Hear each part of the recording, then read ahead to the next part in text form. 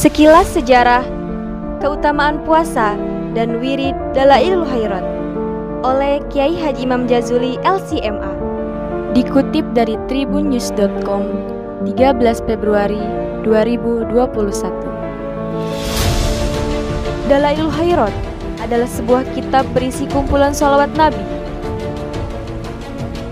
Kitab ini disusun oleh pengarangnya berdasar jumlah hari dari Ahad sampai Sabtu. Tujuannya agar bisa dijadikan nuridan setiap hari oleh para pengamalnya. Pengarang Dalailul Khairat adalah Syekh Abu Abdullah Muhammad bin Sulaiman Al-Jazuli, seorang waliullah besar kelahiran Maroko, kutubuz zaman pada masanya. Syekh Al-Jazuli juga seorang pengkader para ulama besar dan dai ulum. Beberapa murid beliau yang terkenal adalah Syekh Abu Abdullah Muhammad Asy-Syagir As-Suhali dan Syekh Abu Muhammad Abdul Karim Al-Manzari. Di tangan mereka inilah banyak orang tergerak menekuni tarekat sebagai jalan menuju Allah Subhanahu wa Ta'ala. Banyaknya umat muslim kala itu mengamalkan Dalailul Khairat. Jumlah murid yang menimba ilmu dari Syekh Jazuli terhitung 12.765 orang. Mereka datang dari berbagai penjuru kota dengan latar belakang sosial yang beragam.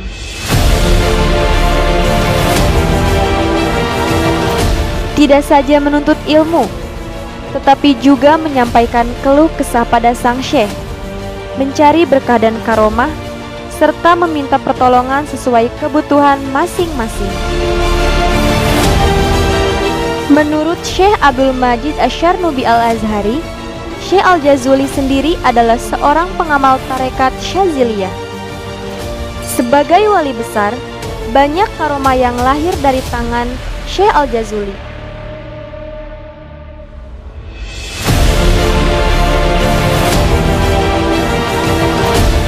Sebagai kumpulan kitab sholawat Nabi, Dalailul Khairat mendatangkan manfaat yang luar biasa bagi umat. Menurut Syekh Yusuf An-Nabhani, sebelum mengarang kitab Dalailul Khairat ini, Syekh Al-Jazuli bertemu dengan seorang anak kecil perempuan Sobia pada kesempatan yang tidak disengaja. Gadis kecil ini digambarkan sebagai seorang yang penuh karomah karena mengamalkan sholawat Nabi. Pada saat itu, Syekh Al-Jazuli pergi ke sebuah sumur untuk berwudu. Tiba-tiba, air dalam sumur kering. Tidak berselang lama, seorang bocah kecil terlihat berdiri di atas tempat yang tinggi. Syekh Al-Jazuli bertanya, "Siapa dirimu?" Gadis itu menjawab seraya menyinggung, "Engkau ini lelaki yang banyak dipuji orang karena kebaikan. Tetapi, mengapa engkau tampak kebingungan hanya karena air tidak mau keluar dari dalam sumur?"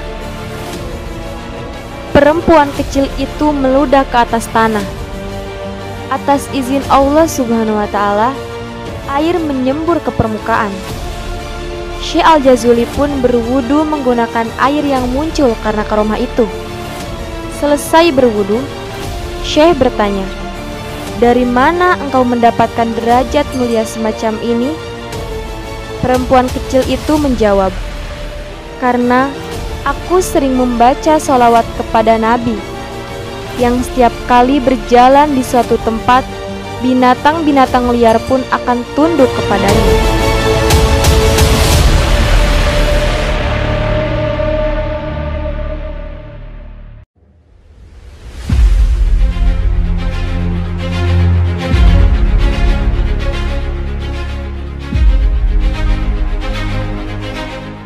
Mendengar jawaban puitis semacam itu, hati Syekh Al-Jazuli tergetar, lalu berkomitmen mengarang kitab Dalailul Khairat yang berisi sholawat penuh pujian puitis atas Kanjeng Nabi Muhammad SAW.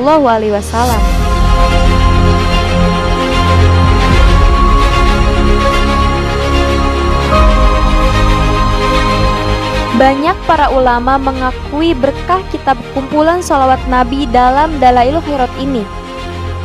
Syekh Muhammad Al-Mahdi Al-Fasi mengatakan, kitab Dalailul Khairat sungguh betul-betul media Allah melimpahkan berkah dan kenikmatan kepada semua hambanya. Dari ujung barat sampai timur, tidak ada kumpulan sholawat yang lebih indah dan mengagumkan dibanding Dalailul Khairat.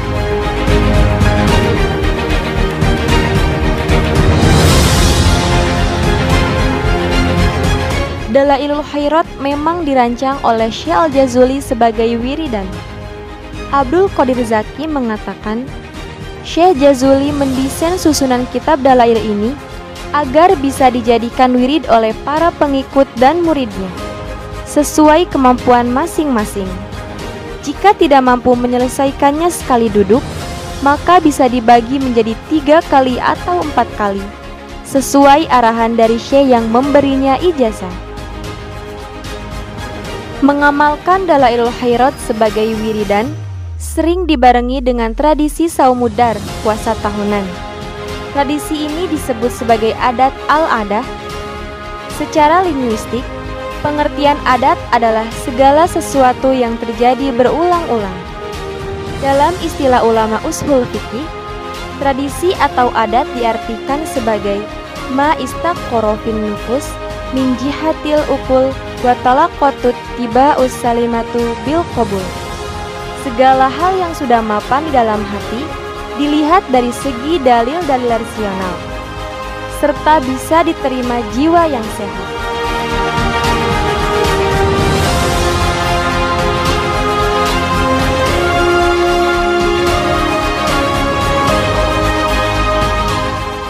Tradisi puasa tahunan Saumud Dahar ini kemudian lebih dikenal sebagai puasa Dalail, yang artinya Saumud Dahar yang diamalkan bersamaan dengan mengamalkan Dalailul Khairat. Tradisi puasa Dalail ini sudah terkenal di kalangan umat muslim, baik di Indonesia maupun Timur Tengah.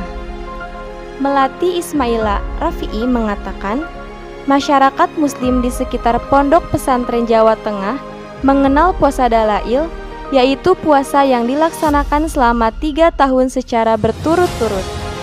Pelaksanaan puasa Dalail dibarengi dengan pembacaan wirid Dalailul Khairat setiap hari.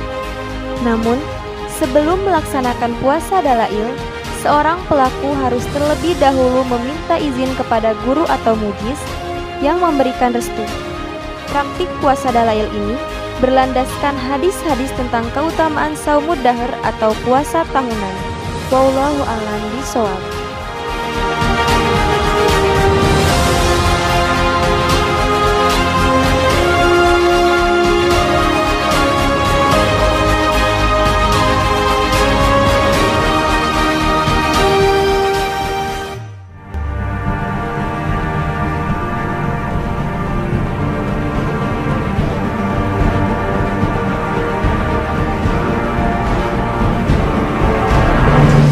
Pengamalan Dalail di Nusantara memiliki akar historis yang cukup panjang. Kitab Dalailul Khairat menjadi saksi bisu atas perlawanan kaum pribumi terhadap kolonial Belanda. Pada 24 Juni 1784, kompeni Belanda di bawah komando Van Bram mendarat di Teluk Ketapang dengan membawa tentara sebanyak 734 orang.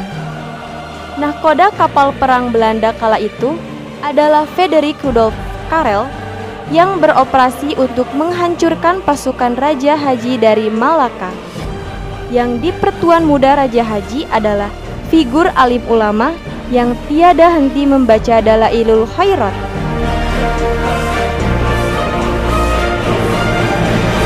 Untuk mengobarkan semangat perang melawan kolonial Belanda, Raja Haji bangkit dengan kitab Dalailul Khairat di tangan kanan dan badik di tangan kiri, hingga beliau wafat sembari memeluk kitab Dalail tersebut.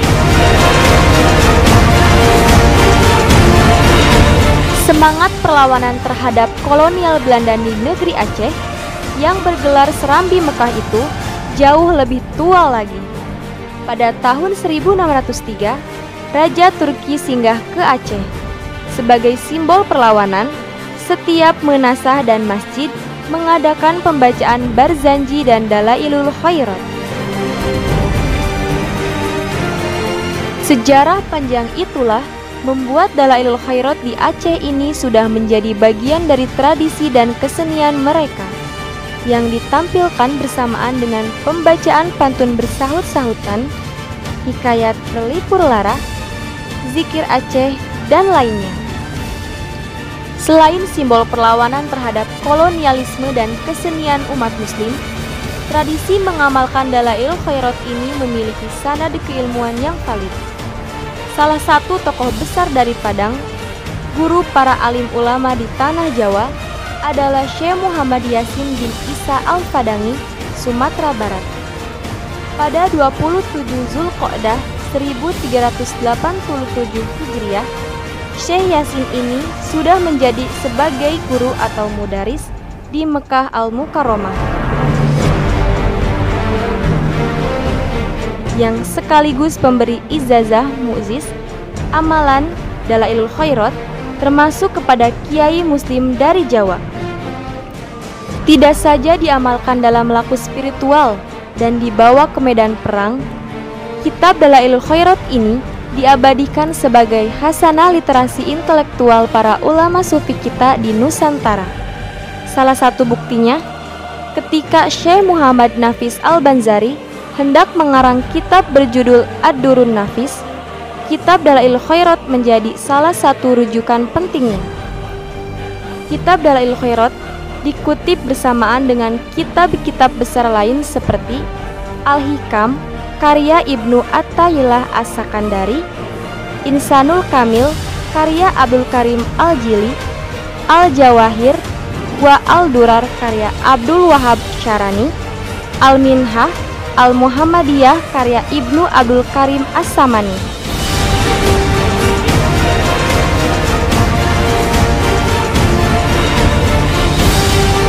Tradisi yang digagas Syekh Nafis Al-Banjari ini dilestarikan oleh penerusnya, Syekh Muhammad Zaini Abdul Ghani Al-Banjari, yang dikenal sebagai guru sekumpul.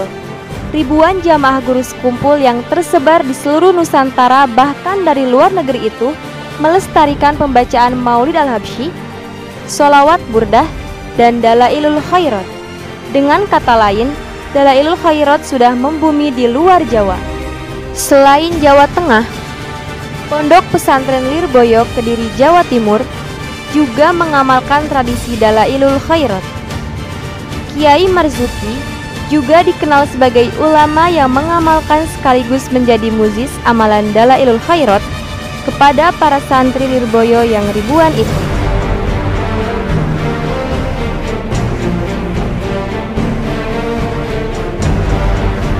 Perjuangan ulama lain dari Kediri yang patut dicatat dalam sejarah adalah sosok Kiai Zazuli, ayahanda dari Kiai Haji Zainuddin Zazuli, pengasuh Pondok Pesantren Al-Falah Ploso. Menurut kisah Kiai Zainuddin, ketika ayahandanya yaitu Kiai Jazuli mondok ke Mekah, beliau mendapatkan kitab langsung dari Habibullah Asy-Shintikiti. Padahal Syekh Asy-Shintikiti ini sudah wafat 200 tahun sebelumnya.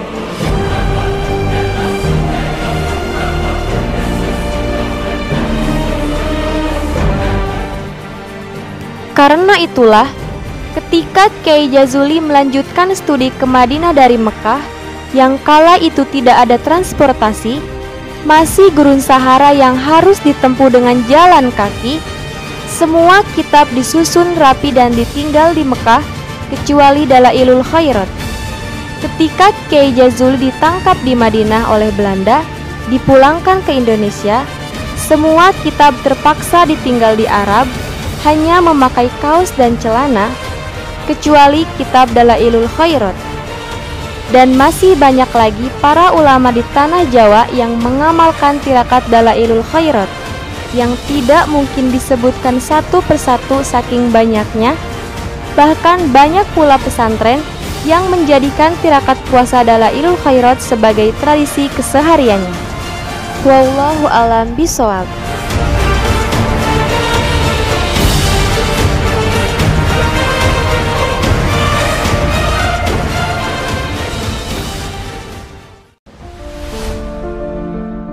Selain di kalangan umat muslim di Indonesia, pengamalan Dalailul Khairat juga fenomenal di Timur Tengah. Soleh Muayyad mengatakan, para ulama di Aljazair misalnya melakukan pembacaan kitab Dalailul Khairat setiap hari. Jika mereka merasa kesulitan, maka diselesaikan setengah atau seperempat dari isi kitab saja. Minimal, mereka melakukan wiridan Dalailul Khairat 1 kali setiap hari Jumat.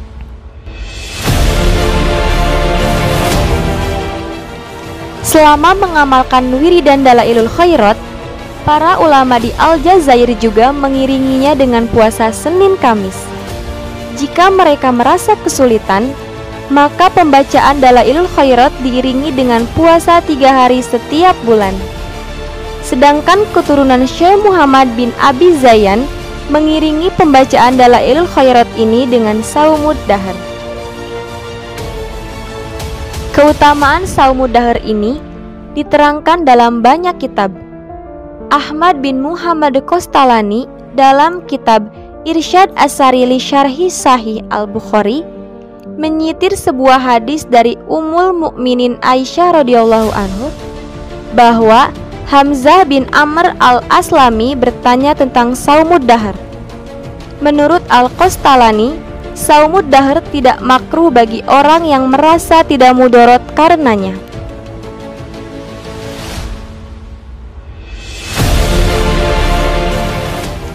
Imam Bukhari juga meriwayatkan hadis dari Anas radhiyallahu anhu. Ia berkata, Abu Tolhah tidak pernah berpuasa sunnah pada masa Nabi Shallallahu Alaihi Wasallam hidup, karena selalu mengikuti peperangan. Ketika Rasulullah Shallallahu Alaihi Wasallam wafat, saya belum pernah melihatnya berbuka kecuali hari Idul Fitri atau Idul Adha. Hadis riwayat Al-Bukhari.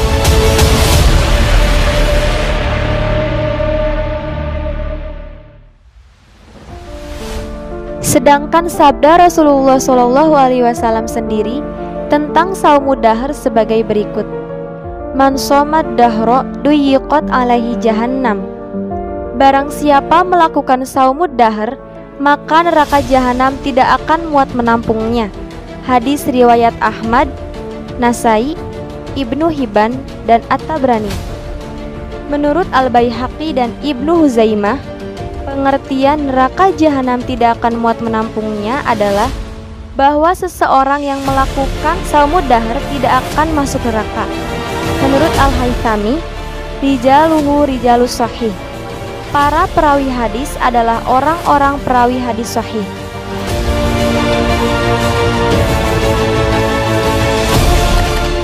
Imam Bukhari meriwayatkan hadis dari Aisyah radhiyallahu anhu bahwa Hamzah bin Amr al-Aslami bertanya kepada Rasulullah Shallallahu Alaihi Wasallam, Wahai Rasulullah, saya ini berpuasa sepanjang tahun. Apakah saya boleh berpuasa saat perjalanan? Rasulullah Shallallahu Alaihi Wasallam menjawab, Berpuasalah jika kamu berkenan, berbukalah jika kamu berkenan. Hadis riwayat Bukhari dan Muslim.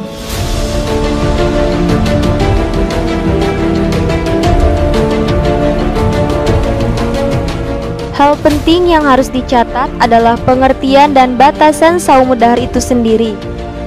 Seseorang tetap dianggap berpuasa Shaumud Dahar dengan catatan tidak berpuasa di 5 hari yang terlarang, Idul Fitri, Idul Adha, dan hari Tasyrik. Jika seseorang atas nama Shaumud Dahar tetap memasukkan hari-hari terlarang ini, maka berlakulah sabda Rasulullah Shallallahu Alaihi Wasallam berikut ini: Tidaklah dianggap berpuasa seseorang yang berpuasa sepanjang tahun. Hadis riwayat Bukhari, Muslim.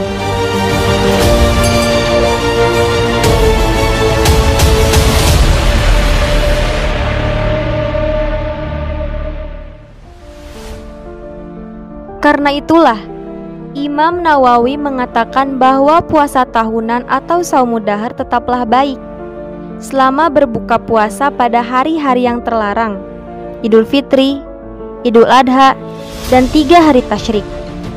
Imam Ahmad bin Hambal menambahkan, pada hari-hari yang diharamkan berpuasa ini, para pelaku saumud dahr akan berhenti berpuasa dan tidak merusak statusnya sebagai pelaku saumud dahr. Catatan penting lainnya, seseorang boleh melakukan saumud dahr dengan tetap memastikan stamina tubuh yang fit. Jika atas nama saumud dahr seseorang mengabaikan kesehatan tubuh, maka berlaku sabda Nabi SAW berikut. Jika engkau melakukan puasa semacam itu, maka engkau menghancurkan bola matamu sendiri karena puasa, melemahkan jiwamu karena puasa. Tidak dianggap berpuasa orang yang berpuasa dahar. Puasa 3 hari setiap bulan adalah puasa dahar itu sendiri. Hadis riwayat Bukhari. Hadis di atas ini berkaitan dengan Abdullah bin Amr yang berpikir dirinya mampu mengerjakan saumud dahar. Namun dalam pandangan Rasulullah SAW, Ibnu Amr ini tidak akan mampu sehingga dilarang. Beda halnya dengan Hamzah bin Amr yang dalam pandangan Rasulullah SAW mampu melakukan saumud dahar sekalipun harus lelah karena perjalanan jauh. Maka Rasulullah SAW mempersilakan Hambar bin Amr ini melakukan apa saja yang disukainya. Dua hukum berbeda terkait satu amalan yang sama, saumud dahar. Kesimpulannya, puasa dahar adalah amalan para sahabat Nabi SAW dengan catatan harus sesuai syariat agama, yakni tidak berpuasa di hari-hari yang terlarang dan tetap harus menjaga kesehatan. Para ulama selain berpuasa dahar, mereka juga memperbanyak bacaan sholawat Nabi, di antaranya kitab Dalailul Khairat ini.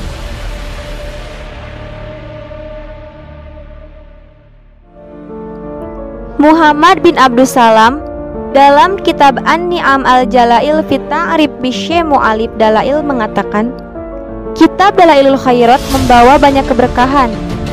Selain akan mendapatkan limpahan cahaya penerang jiwa, seseorang yang mengamalkannya juga akan terkabul semua hajatnya, baik itu terkait kebutuhan duniawi maupun kepentingan akhirat kelak.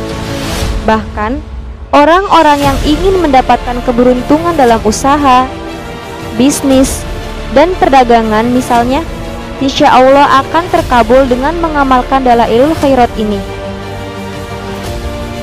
Sebenarnya, karomah pada Syekh Jazuli dan kitab Dalailul Khairat ini tidak lepas dari syafaat Rasulullah SAW. Sebab kitab Dalailul itu sendiri hanyalah kumpulan sholawat Nabi. Sementara itu, membaca sholawat kepada Nabi Muhammad SAW merupakan perintah Allah Subhanahu wa Ta'ala.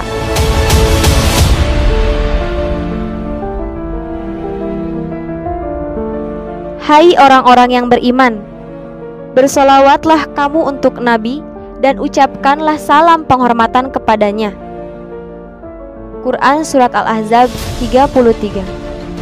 Karena itulah, keampuhan mengamalkan Dalailul Khairat sebagai wiridan ditambah dengan puasa dahar tidak perlu diragukan lagi, terlebih sebagai sarana bagi kita semua untuk mendapatkan kebaikan dunia akhirat.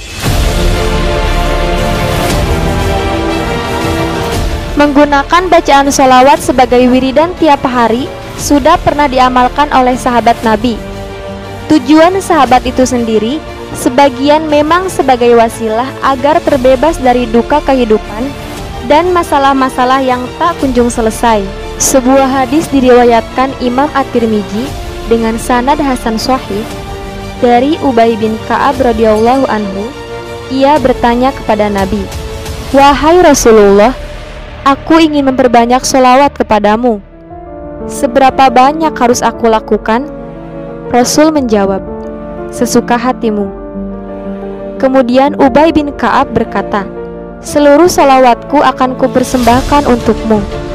Rasul menjawab, "Jika begitu, keresahan hatimu akan dihilangkan dan dosamu akan diampuni." Hadis riwayat Tirmizi.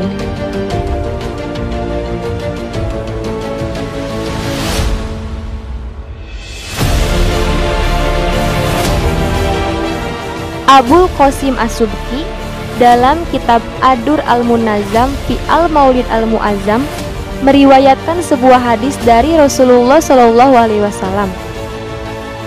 Barang siapa bersolawat kepada ruh Muhammad di alam arwah, kepada jasad Muhammad di alam jasad, kepada kuburan Muhammad di kubur, maka ia akan melihatku di dalam mimpinya.